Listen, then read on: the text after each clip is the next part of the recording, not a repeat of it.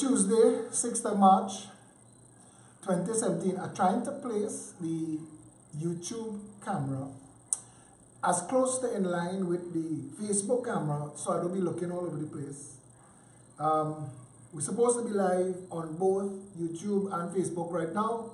And so you could say we 40 minutes early for 9, 20 minutes late for 8. But all I don't care about me, boy. And let me tell you, because I say I need to do it at 9 because so much things going on. PP just take over my life now because I am one set of meetings all day. Anyway, you all know the drill. At this juncture, anything, share the video with everybody so we get the audience in. We have some things to discuss. And the reason I'm choosing this song is because black man have to suffer in this country. I coming out 9 o'clock normal, bathe and dress and smelling of powder and perfume. All they have me here in gym clothes. Because all they don't care. And my father calling me right now. I can't take that call. I'll tell my father and all that I call him back because the show starts now. You're live. Let's go.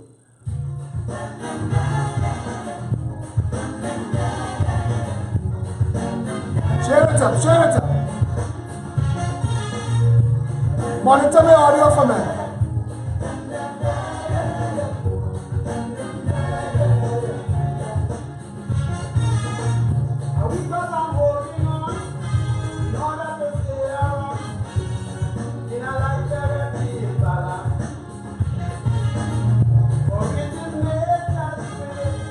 Until Judgment Day.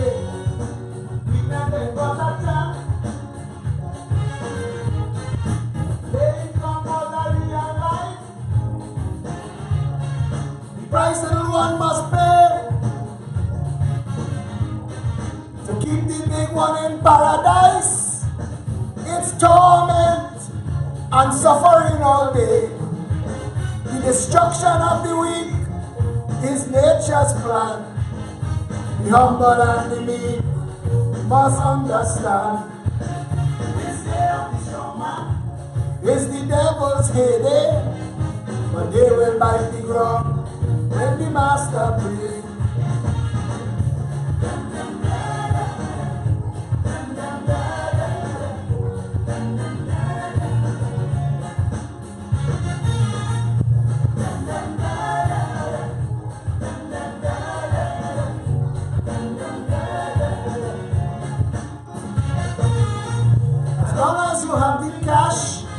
And all the strings attached, you on earth but living in heaven. There's nothing for the poor, suffer evermore. All being a lion,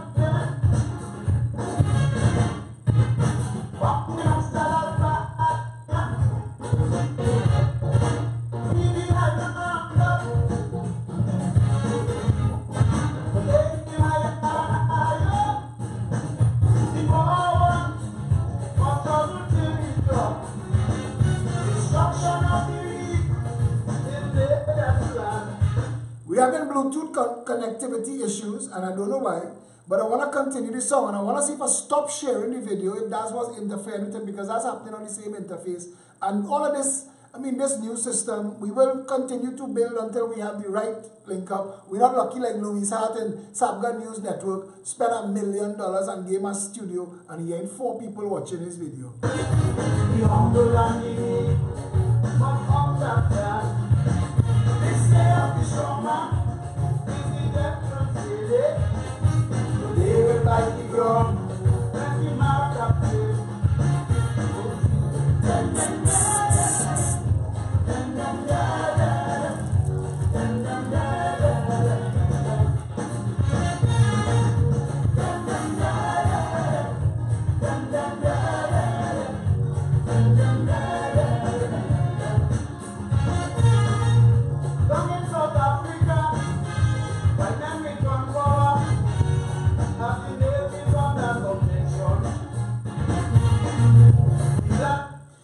We will mash our brakes on that and we will hold it down for now. So let me get into the thing. In Trinidad and Tobago, right, we, the Progressive Empowerment Party, said that the healthcare system as designed in Trinidad and Tobago right now is broken. It is designed broken. We have 3 hospitals in Trinidad, 1 in Tobago, all broken, all a waste of time. And it's crazy, and I want to tell you why. How many of you looking now tonight know the connection between La Perouse Cemetery and the hollows in the Savannah and Wildflower Park, where as our children is run and play exclusively? How many of you know the connection between La Perouse Cemetery opposite Mario's Pizza, Cipriani Boulevard, the hollows in the Savannah across from President's House, and Wildflower Park to the left of it, which has become the exclusive realm of the rich and the famous? If you don't know, Trinidad is a country that suffered a cholera epidemic that wiped out a lot of people. And they had to go to the La Perouse family and request land at the end of his estate to create a cemetery to deal with all the people who were dying. And that's how we end up with La Perouse Cemetery in Trinidad.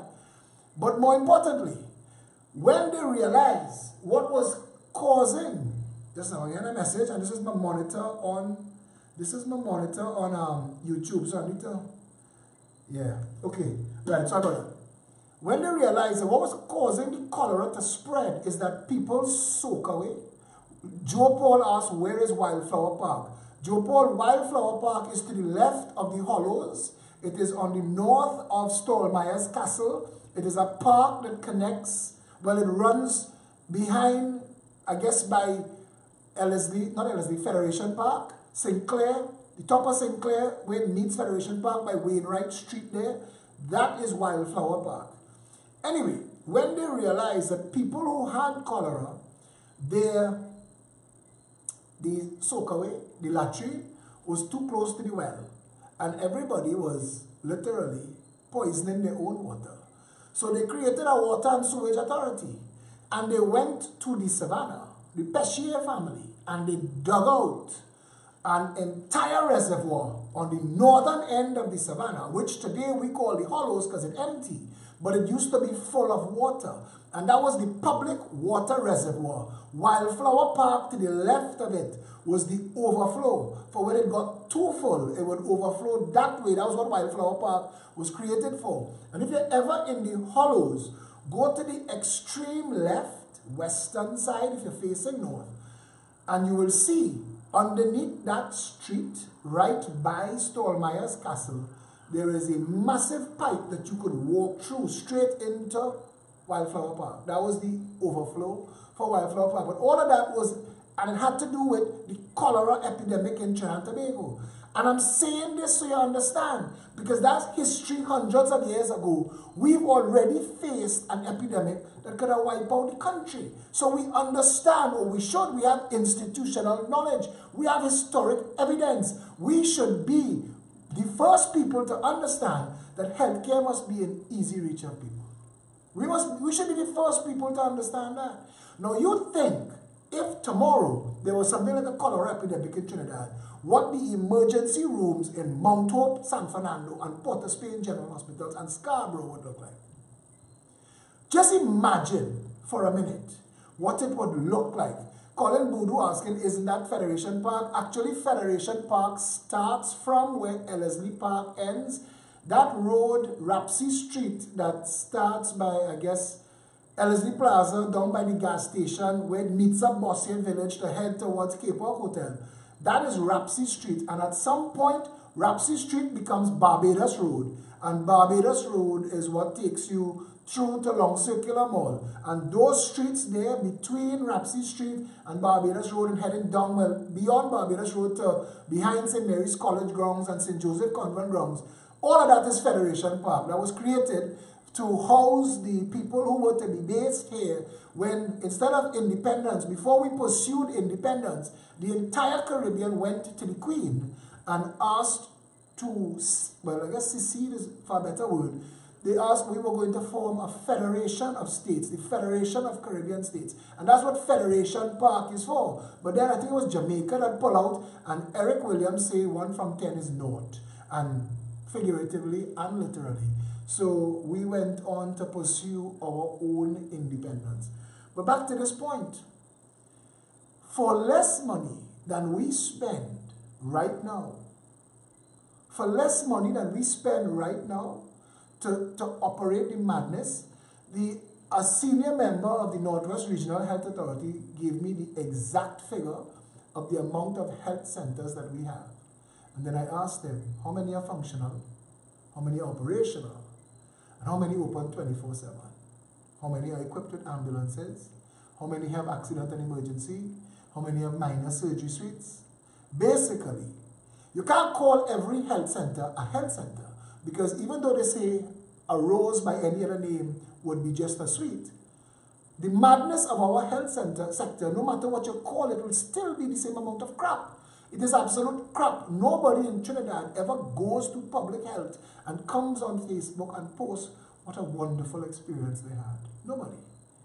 So we in the Progressive Empowerment Party, looking at first world operations, I see Carla Jean just signed on. She's our health advisor on our advisory council, and she's one of the senior members in the Florida chapter of the Progressive Empowerment Party. And she could tell you more about this. In the United States of America, there is a specialized nursing profession above normal nurse. I want to use that as a word, but I guess there must be a definition. But above that, there is something called a nurse practitioner, which is somebody who has a lot more knowledge, closer in the direction of becoming a doctor. And a nurse practitioner could operate your accident and emergency and your 24/7 healthcare centers and deal with just about anything, while you have doctors on call 24 hours a day. Now, you don't need to have, we say we're building 41 health centers of these, and of these 24/7 accident and emergency centers. That's one in each constituency. It's like a mini hospital, but it's open 24 hours a day, 7 days a week. It has its own dedicated ambulance. I'll tell you what that ambulance is for after. But it has mostly an accident and emergency room, and it has a minor surgery suite.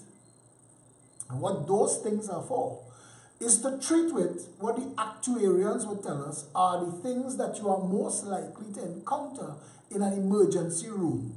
Gunshot in Trinidad, stab wounds, dismemberment from accident and other trauma, heart attack, stroke, choking. There are different things that would cause somebody to have to go to an emergency room, and there's a top 10 list. And our accident and emergency rooms would be set up for that. But it would also be set up for, in Trinidad and Tobago, cases of all manner of things happen. Let's assume leptospirosis. Now, it is not as common as you would think it would be, but it is a very deadly disease. And if you get leptospirosis and you end up in a hospital, the accident and emergency people should at least know what it is so they could stabilize you. Too many of our people die from leptospirosis because by the time the doctors figure out what the hell is going on, it's too late. Critical organ failure has begun. So we need to actually get to a system where, and this is what we propose, Mayaro, Manzanilla, that constituency, could almost hold all of the 10 constituencies from the Martin West all the way to Kirep. Mayaro bigger than all of those. So you can't say I put in a 24/7 health center in each of those and put in a doctor on call in each of those, because you could put one doctor on call for the 8 to 4 shift for 5 constituencies.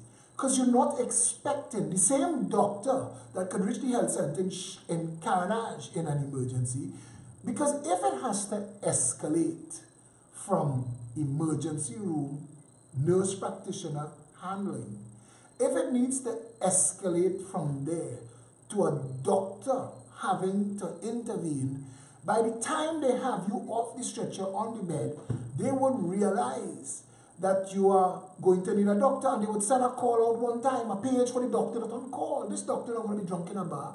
He's on call, so he knows in one of these 5 constituencies that he is grouped in, that for this call he could find himself in St. Anne's, he could find himself in Maraval, he could find himself in Petite Valley, he could find himself in Caranage, wherever the health center is. I just want to say this. If you're having any problem at all with the Facebook feed, there is a YouTube video also running live at the exact same time and it's PEP Movement 1. I think just Google, just YouTube search PEP. But Maya will also share on this thread for all of you if you need to link up with the YouTube feed. And if you're having difficulty, just wait for the rerun and come back and watch it. Then I apologize. There's nothing more we could really do. Anyway, let's come back to this. So our plan is to have within 5 to 7 minutes of everybody, you're supposed to be able to access an accident and emergency health center. Plus, we also propose that right now we have a centralized ambulance service, and that ambulance service is like a maxi taxi. It picks you up and takes you to a hospital. But we propose paramedic operated ambulance service. So when you call for an ambulance, we're really calling for is the paramedics. And paramedics also train to stabilize. And I want to get it in depth because we spoke about it the other day. I want to speak about it again.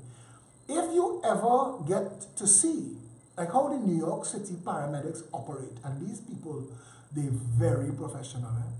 The call center that receives the call for an ambulance, the person who is on that call with you is qualified to ask you critical questions. They don't come off the phone with you until the paramedics arrive. So if you call for your own pains and you say you're having a heart attack or you ingested poison accidentally, even if you become incapacitated on the call, from the time the call logs at the call center, they see your address on a GPS screen immediately.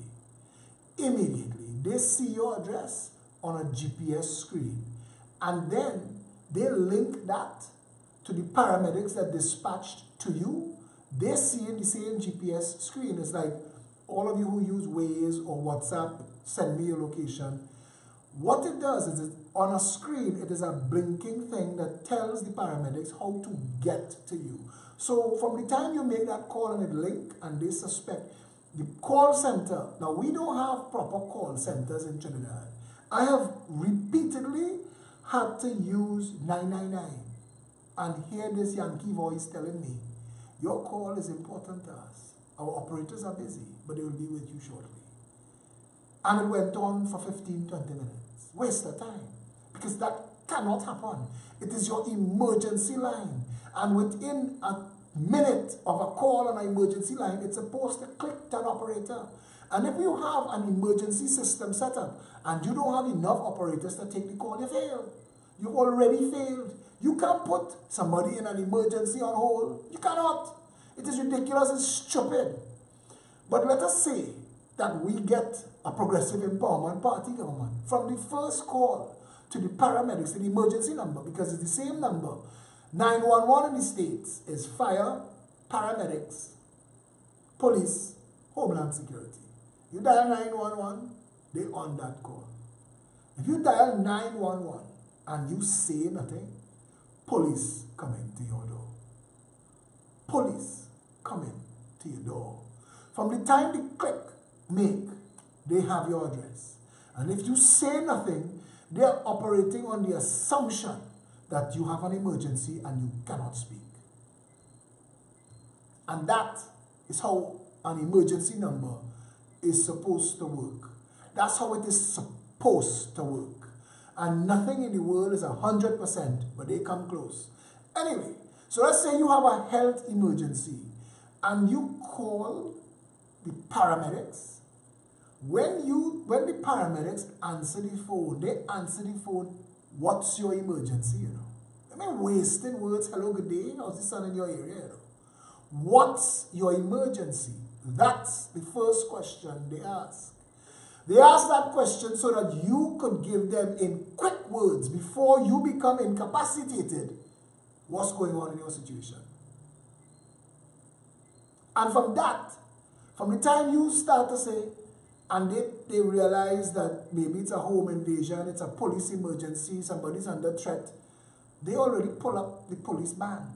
If it is paramedics, they pull up the paramedics van. If it's fire, they pull up the fire van. So all of a sudden, they've linked immediately the correct emergency response, who has lead. And for our instances here, in a health issue, paramedics, because what is amazing to watch is they have this cubby system with different coded bags. All those bags have the same basic material in them. All of them have the same basic material, so you can respond to just about anything. But each of them, according to the code, could have something specific to poisoning, to choking, to stroke, to heart attack, or dismemberment. Based on the call, they know if they have to grab a specialist bag. And they're coming to you while the paramedics driver is driving to you. The paramedic in the back of the van organizing everything that they need on that stretcher for when they reach your house. When they reach your house and they come in inside to you, they come in inside prepared to intervene in what you've told the call center emergency operator. In your description, they've all agreed. At this point, when the paramedics reach your home, the call center disconnects and they connect to the nearest emergency room. Now the paramedics talk into the emergency room and they say, we are on location. This is the situation. And they bring the doctors on up to speed, the emergency room up to speed, your vitals, what it is they're actually dealing with, and it is critical information. And they're telling them what they're doing. We're stabilizing, we're transporting, we're in the bus, we're 3 minutes out. And the same thing that happened in the paramedic station happens in the emergency room. Because they know what's coming, they start preparing. So that when the stretcher, if you see this, I mean, it's an emergency, but if you see this, it's a sight to behold. We want 41 of these. We want paramedic buses we want locations where they go and they fix their business, but we're housing on call, equidistant, 3-mile radius from every residential area in the country. Because the paramedics' job is to respond to people in an emergency, a health emergency. You can't be saving gas. You can't be saving diesel. This can't be about tire wear and tear. And the call center, you see, you hear this foolishness from people in Trinidad. It says, people call the ambulance for a toothache. If you had a proper running call center to deal with the person calling for the ambulance, they're not dispatching an ambulance for a toothache. They will direct you. They're asking you, what's your emergency? And the call center operator is trained to say, that's not an emergency, I am sorry. You can, however, access, and based on where we see you located, there are 3 health centers in close proximity, and if you want, we could connect you to the emergency room, and you could find yourself there. And that's how it's supposed to work. So they're not wasting time. So the people that tell you the ambulance busy because people using ambulance or taxi, they're lying to you. That is disrespect to your intelligence. Ignore it.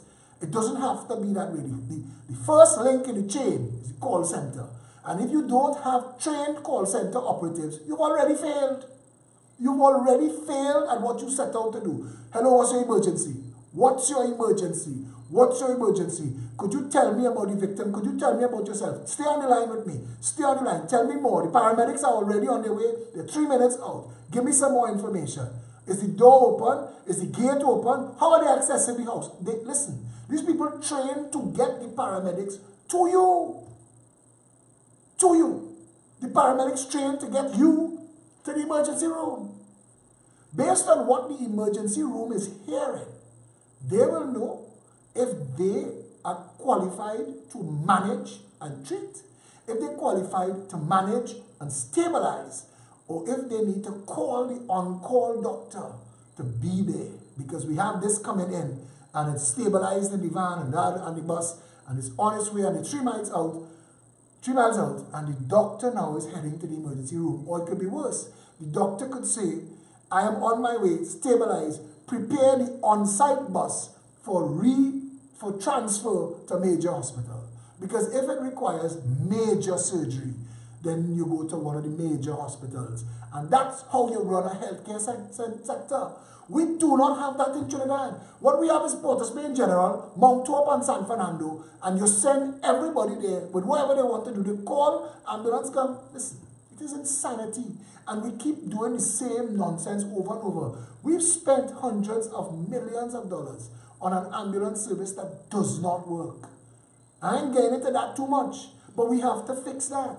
The Progressive Empowerment Party is the party that told the nation that the Justice on Time Amalgamated Security Transport contract was bullshit, that moving prisoners to the court was an expense and an unnecessary inconvenience, and it would make more sense to build the court in the prison and move the magistrate and deal with all the matters in the court.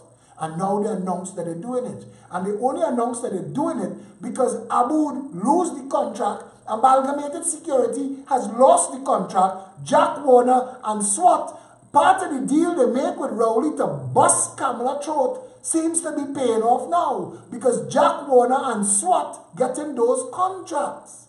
And that is PNM dealing with Jack Warner and giving Jack Warner Abood contracts. You tell me if this is not a papi show land.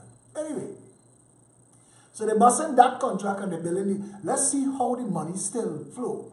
But we also are the ones that have been saying the privatized contract. When Gary Griffith was Minister of National Security, and we got a lot of flack, but all of the ministers of health, their first day in office, their first day in Parliament, they question it. This ambulance contract does not make sense. It does not deliver. It does not work. You imagine if you are living in a country where it is possible for you to call an ambulance, call for paramedics, speak to a call center operator that is trained to handle all of the emergencies that they get, that dispatches a bus, a paramedic bus to you in under 10 minutes, that you are in an emergency room in less than 20 minutes from the call. Imagine if that emergency room, as you come in and they transfer you from the stretcher to the bed, the paramedics write up their report, hand it off to the emergency room. You are now in the system. You are in the system. And everybody who is responsible for you, because the paramedics at the call center know that the patient is on location in so-and-so hospital. Everybody that was responsible for you in the food chain made sure that they took care of their piece of the pie and they passed you along. And now you are in the hospital, you're in an accident and emergency 24-hour, 24/7 health center, and they are dealing with you, they're stabilizing you, they're treating you. There's a very good chance that that's the end of your destination, and you could stay right there, they could treat you, they could get you back safe, secure, and healthy, send you on your way in 2 days, 3 days. If you need an extended stay, they'll move you to a major hospital. Anything that they can't stabilize and dispatch you within 24 hours, they send you to a major hospital. Hold and treat, stabilize, send you on to a major hospital, or send you home. That's how a first world healthcare system is supposed to work. Now I'm asking Trinidad and Tobago, we've spent $50 billion on healthcare in the last 10 years. $50,000 million. That does not include that mad ambulance contract. That does not include the $1 billion that Kamala took from the Chinese to build the Cuba Hospital. Because the Cuba Hospital is a debt that Trinidad in the next 10 years that we're paying the Chinese for. Manning dead in the ground. Worm and cockroach eating Manning. And Trinidadians still paying for Manning's failure and fallacy. Napa, Sapa, Tapa. 200, how much? 50 million US dollars. We just write off $227 million in boats that could never float, that this disgusting finance minister, Coleman Burt, when he was Minister of Works, bought, wasted this country's money. Every time Colm Aberd acts on this nation's behalf, it is a fool's paradise. It's a fool's errand. We never get what we set up for. And that's the same jackass coming to take tax from you for your home to meet shortfalls so that shithounds like him could sit down in the cabinet and waste. And we taking it still. And when people tell me, why is cuss Ramnath? Why cuss Manning and Malcolm Jones? These people dead and gone. Leave your children money to their family as inheritance while you suffering. You suffering. In a country where the Chief Justice could sue the Law Association, head them off for the pass, and have a judge say, you all really don't have the authority to remove a sitting Chief Justice. And the only person who has the authority, the Prime Minister of the Republic, who's supposed to ask the President to set up a tribunal. You hear how much nonsense? Prime Minister asks President, set up tribunal to look into the actions of the Chief Justice. And that's not done yet. All this stunting and all this theater in this failed nation, in this joke of a country, because we allow this to continue. You have critical information, but Trinidad is going down the toilet. I named this video Controlled Demolition. They are destroying this nation. When you see the hotel owners in Tobago reach their limit, and they say we're going on strike for 2 days, shut Tobago down. I said today, in immediate response, the Progressive Empowerment Party stands in solidarity with Tobago. That the government, and I am going to start this call, I am going to call for the government to pay disaster reparations to the business owners of Tobago. The same way people get disaster funds when flood wipe out their crops. Pay the people of Tobago for you destroying their business. We one step up from the government having to pay the middle class of Trinidad for destroying their business. A man named Joe Gonzalez wrote back to me and said, that is foolishness. You are saying if I sit down in traffic, the government have to pay me. I said, no, brother. But if the government caused the traffic that have you sitting in it and it destroyed your business, that is precisely what I mean. Government must clean up after itself. The people don't pay the bill all the time. The people don't pick up the tab all the time. At some point, common sense must prevail. And the people of Tobago are innocent victims in a failure. Don't give me the bullshit about who they vote for. Because at that time, they had two versions of Satan to choose between.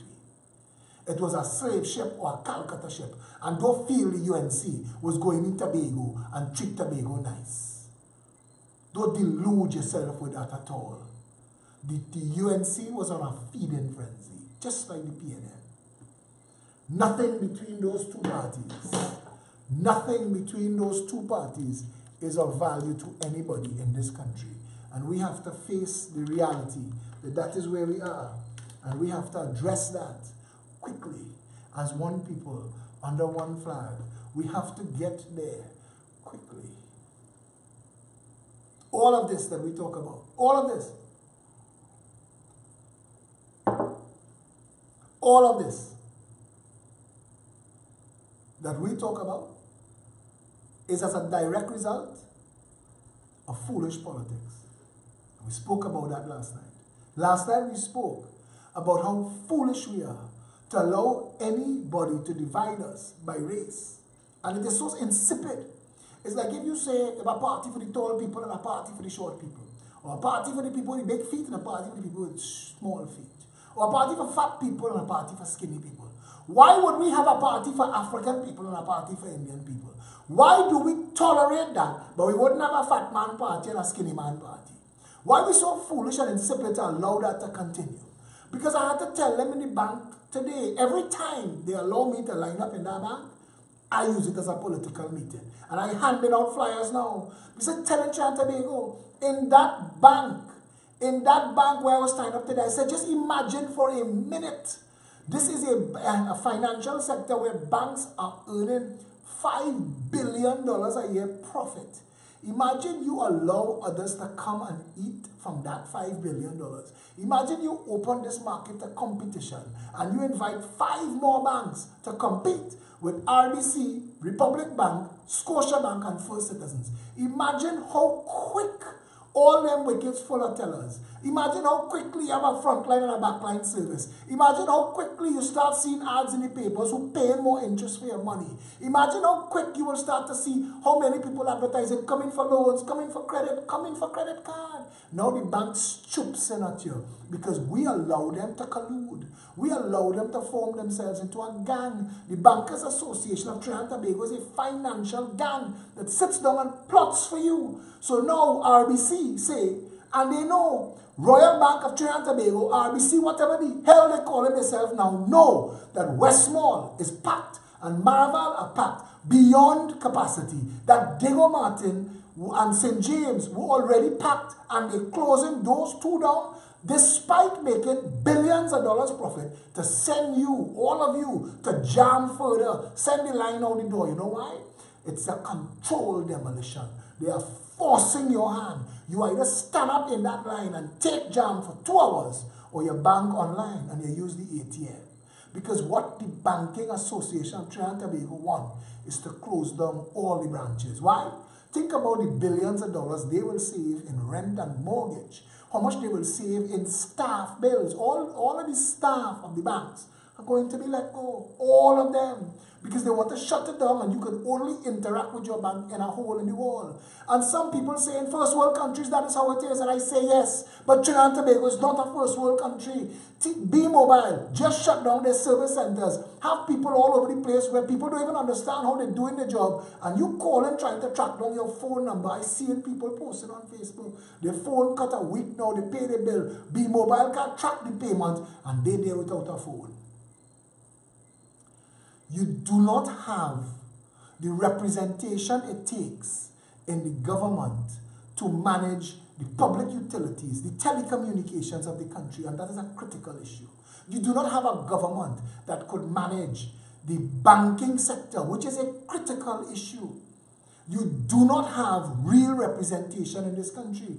AMCO, HADCO, MASI have a vested interest in Trinidad and Tobago not growing food. And now this government, the tip of the spear of the 1%, is leading an onslaught to demolish the nurseries, the place that farmers would turn to get food crop seedlings. We're going to destroy that and build a ghetto there. And if you think that that is the representation that you deserve, to all the black people thinking that PNM in power and voting Rowley tomorrow no matter what, to all the people who can't wait to vote back Kamala, I want you all to understand something. When food done and the world in a crisis for food, all it take is a tsunami or earthquake or a war in China, America, one of those places for the food gravy train to stop and crap or smoke all your pipe. And the people who making the money importing the food now, and jump on a plane, bust out, then go on to where the food is and leave you like Venezuela to eat dog, cat and rat. Tell me, I had to share a video with the Philippines where the people go into the dump and find whatever is left as half-eaten food, rotting food, clean it up, cut off the rot, cut off the mold, cut off the bite, put everything together and bring it back home, and that's their groceries.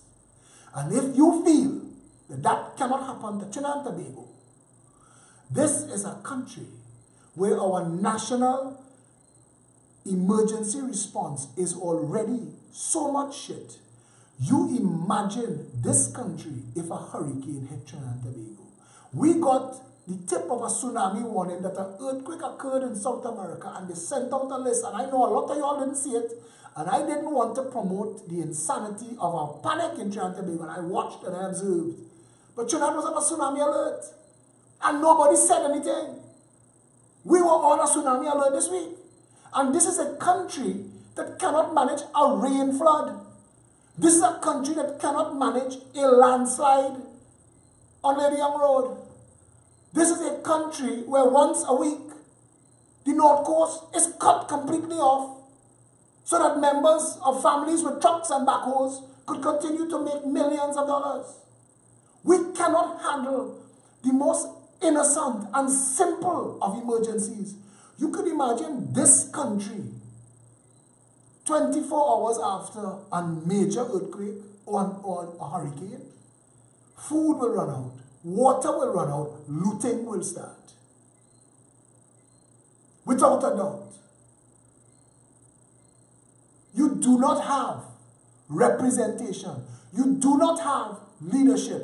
You do not have government. You do not have anybody with anything like a plan. You do not know, not one person watching this video right now could tell me what is the emergency response policy for Trinidad and Tobago. What North, East, Central, South and Tobago supposed to do in case of this crisis or that crisis. Nobody knows. It's not broadcast, it's not shared, it's not communicated. So what are we supposed to do? Where are we supposed to go? To whom are we supposed to turn should the worst occur? Right now, you could get a heart attack tonight. Call for an ambulance and it never comes. And you die. You die having voted the author of your demise into power. This is not, and I keep telling Trinidad and Tobago, this is not about who you like. In fact, the less you like them, the better. What you need is a government that you can control. What you need is a government that serves the people. When I watch those stunting jackasses in both of those parties, how they relate to you, and you stand up and take it like fools, like somehow those servants are entitled to teach, to speak to you how they want, that they come to you like lords and kings. As watch Kamala the public meetings. She just set it up so that while the meeting going on and somebody speaking, she just show up halfway into the meeting and segue like she's a queen. They're up on a special song. The man have to interrupt. Royalty has arrived. That is the bullshit that you've accepted and told yourself somehow this scrap from the labas that I am feeding myself and my children, this here, that is government. That is not government. Government must have plans and policies. Today, it wasn't today, the courts had no choice but to fine for an applicant who sued the commissioner of police for the delay, 2 years. There are people waiting 7 years, I know, for a gun license. The commissioner of police not doing anything about it. In a country where the rumor is, if you make the right contribution to the policeman's ball, you will get your gun license. But it shouldn't be so. There should be a committee evaluating these things. And I'm not getting in a sidetrack. But all of that, each and every one of those things is a symptom of a controlled demolition. This is a collapsing nation, deliberately set so to chase you out of the country so that people with questionable deep pockets, because you can't explain some of the millionaires and billionaires in this country. You can't explain how they make their money. You can't. Junior Sammy would have had to pave from Trinidad to New York to have the money Junior Sammy have. This country mad. And there is nobody in this country that you could go to and say, right now, because you have 41 people in the parliament stunting for you. You have 41 people in the parliament. You have an oil company, Petrotrin, that will be in perpetual debt for the next 30 years unless oil cross $110 a barrel, which will never happen again. The world has to go to war for that to happen. The price of oil is going to hover between $61 and $70 a barrel. We will never reach there. And until we reach $80, $90, and $100 a barrel, we ain't gonna start to break even. 30 years of debt for Petrotrin, and nobody wanted to do a manpower audit, and nobody wanted to do a commission of inquiry to find out what is going on in there. Wassa has run enough pipe to have run pipe around this world 1 or 2.5 times, and we still can't get water to Diego Martin. Diego Martin is called Diego Martin, the toilet. It always wet. If rain not falling nowhere else, rain falling in Diego Martin, how the hell water could go in Diego Martin? The biggest, most powerful reservoir in the country is in Tucker Valley, is in Chagaramas. And that is connected to the poor people in Covine and Rich Plain. Why any PNM or any government for that matter didn't run a pipeline from that well, but that well now servicing a 1% freaking water park. How is that anything like justice? How is any of that fair? The people of Trinidad and Tobago, and I will say this to you again, And it is not about me. Don't vote for me, vote for policies. Don't vote for me, vote for systems. Don't vote for me, vote for any organization that is committed to coming to you and tell you. And I say this to China today, you know. If you vote the Progressive Empowerment Party into government today, if we're in office tomorrow, your work now starts. Because we're calling 100,000 of you outside the parliament. Our first day in office. Because we're going to convene parliament. And we are not coming out of the parliament until we pass recall into law. So that you hire me today and you could fire me tomorrow. Because until you could fire Rowley, Imbert, Marley, Shamfa, Daryl, Stuarty, Faris, Kamla, Rudal, Suruj, until you could fire these mocking pretenders, until you could bring the stunting to an end, until the power of the parliament is put back in the hands of the people where the constitution says it belongs, you're wasting time. And you're fooling yourself, you're fooling your children, and you're fighting a race war that only exists in your head. All of it is stupidness.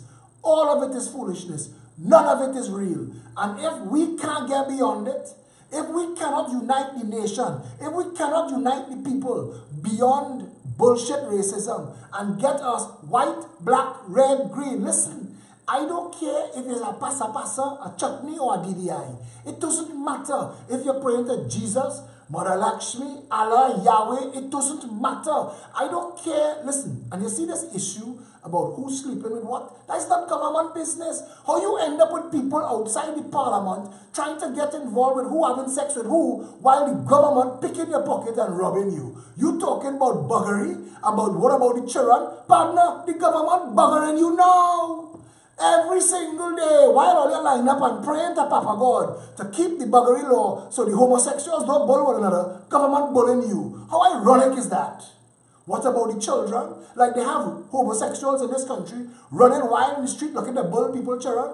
But check and ask, what has any government's policy for child development in this country been? We will give contracts to Friends and Finances to build buildings and call them early childhood learning centers. But what's going on in those buildings is bullshit. Half of them that were built under the UNC still locked shut tight today. But the contractors, the financiers, and the backers have been paid. How does that help you? What about the children? Wasting friggin' time and stunting. And Sabga News Network and Massy Media rush to that because somehow that's a story. And as a story, let's be honest. And as a story,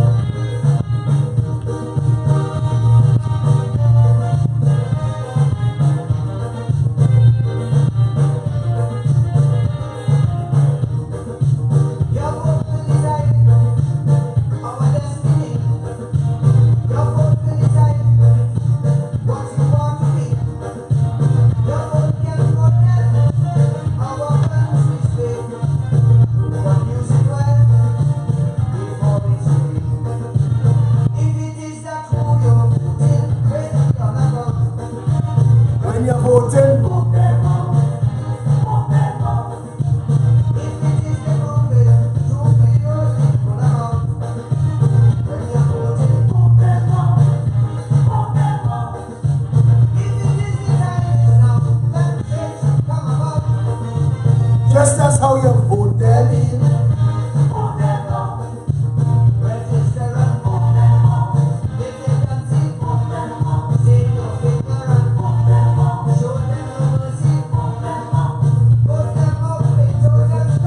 And utter the same.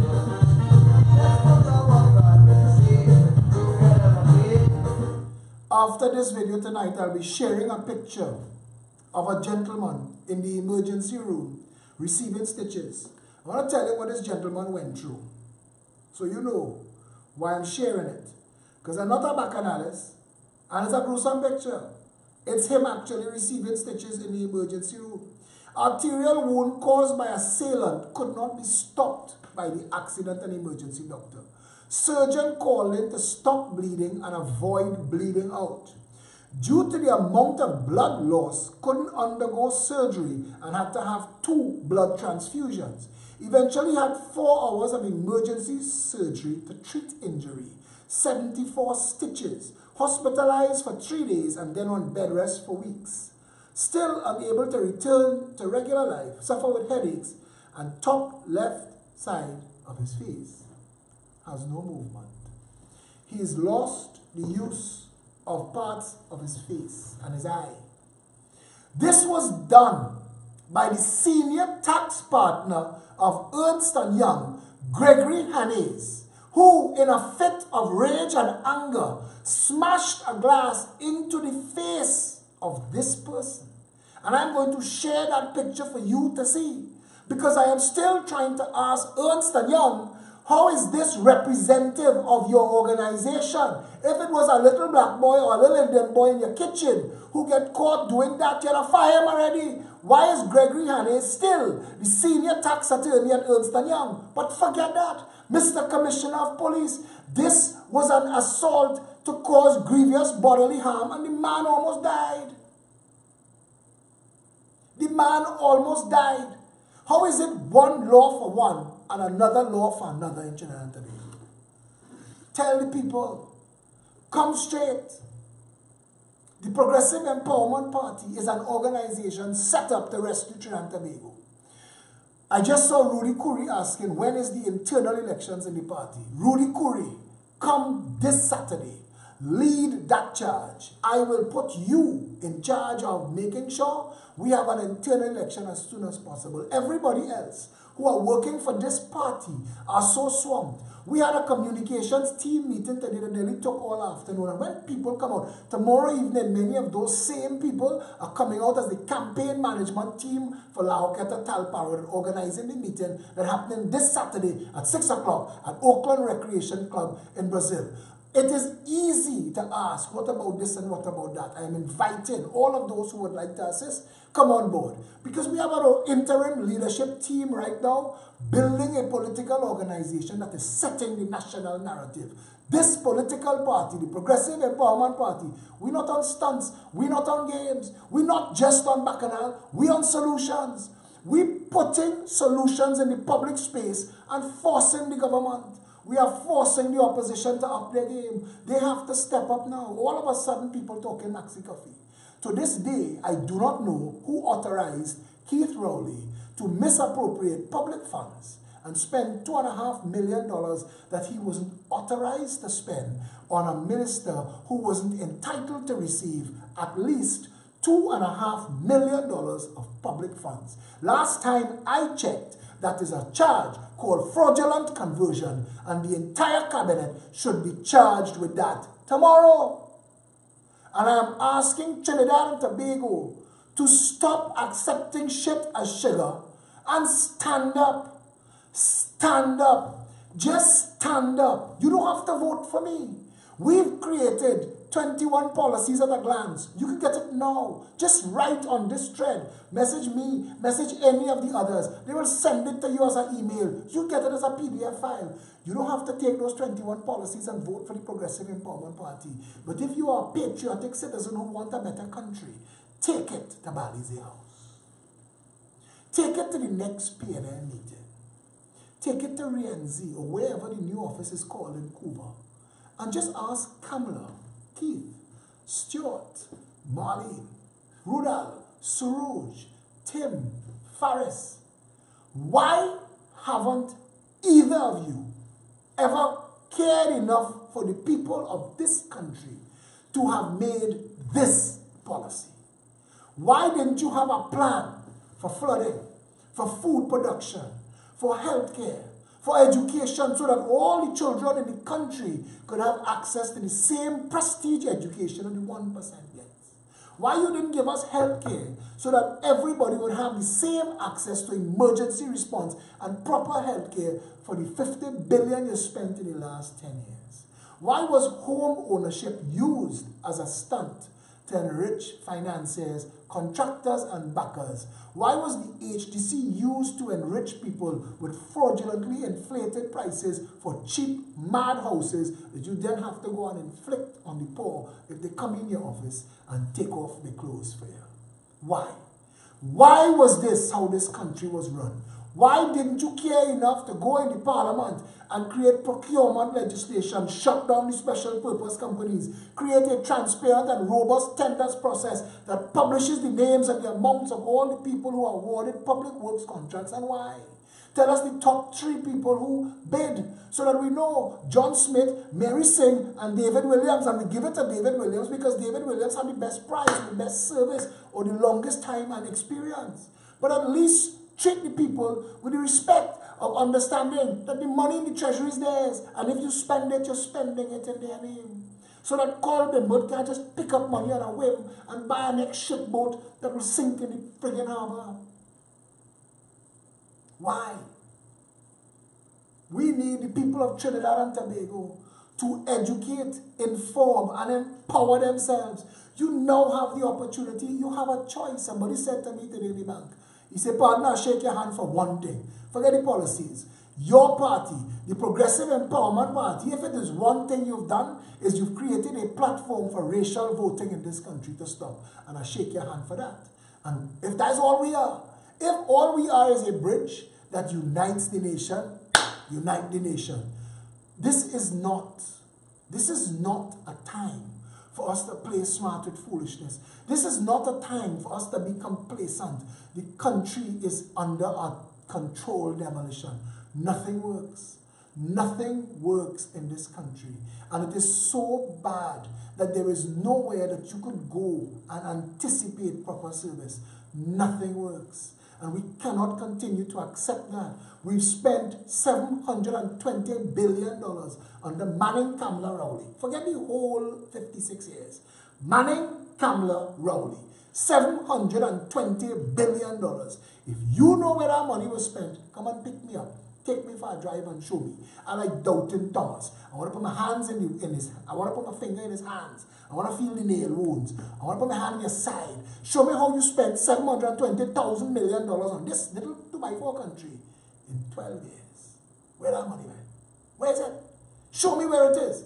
Because if you want to be in office or you want to get back into office, show me what was done on your watch when we trusted you and gave you the opportunity to steward the nation and its economy. Because the well-being of the citizenry is the function and purpose of government. And I put to the people of Trinidad and Tobago, from since the Union Jack come down to now, we've never had a government in office that understood that the well-being of the most poorest person in La Hoqueta or Silots or Mova, Bitam, Lavantil, the poorest person in Bakade, in Enterprise, the poorest person in Big Yard, Scorpion, Abbey Puja, the poorest person in Harding Place, Waterhole, Cocorite, the poorest person in Bagatelle, in La Hoqueta, in La Puerta, listen, the poorest person in this country, that is the first person you have to serve. And if you cannot understand that that is your responsibility, fire your blasted self. Keep Christopher Mugabe Sabgarowli. You are an insult to the intelligence of the people of this country, and you are an obscenity of epic proportions. You and your government have taken advantage of the people, and we have to bring that to a close. The people of Trinidad and Tobago have to stand up now, hold hands. Listen, if you have to sacrifice and suffer and eat corned beef and cricks for a month, if we have to stand down, if it comes to that, you cannot continue to live in a country where the government is trying to tax you further to pay the bill for its mismanagement. When Rowley blaming Kamla and Kamla blaming Manning and everybody blaming everybody else, but the bill falling on the same taxpayer every time, that is madness. And continue to vote between those two failed parties over and over and over, and expecting them to do something different is real madness. That's the textbook definition of insanity. Keith Rowley deserves to be fired. Kamla should never be hired again. Trinidad and Tobago needs a new dispensation, a government built on representation. And if the people of Trinidad and Tobago really was in their best interest, this Saturday, we're in La Horquetta Talparo in Brazil. We're there from 6 p.m. Come and listen to policies that will deliver, programs and ideas that are people-oriented and will fix this country. I am willing today, and I'm saying this now, tag all of them, tag Faris, tag Kamla, tag Rudel, tag Ram Logan. I am willing to publicly debate anybody you say, unscripted anyway. Surprise us with the topic. You get to pick the topic. Once it has to do with managing the country, you pick the topic. And let's debate for the people to see. Put Kamala, Keith, and Philip Alexander on a stage and broadcast that live. You will get the highest ratings you've ever had. And the people of Trinidad and Tobago will hear and see for the first time what masqueraded and passed for government in this country for the past 56 years. It is time, Trinidad and Tobago, every single day that goes by in this country, a new tragedy, a new crisis, a new obscenity takes place.